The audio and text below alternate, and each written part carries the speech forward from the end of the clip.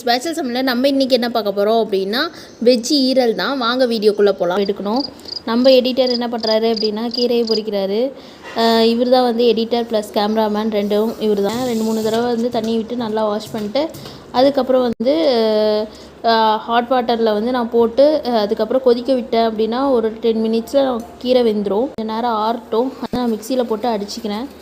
இந்த ப்ராசஸ் வந்து பார்த்திங்கன்னா ஈரல் ப்ராசஸ், வெஜ் ஈரலுங்கிறதுனால ப்ளஸ் வந்து இது வந்து மீன் பவுடர், இதையுமே நான் ஆட் பண்ணிக்கிறேன். இது கொஞ்சம் டேஸ்ட்டுக்கு நல்லாயிருக்கும்.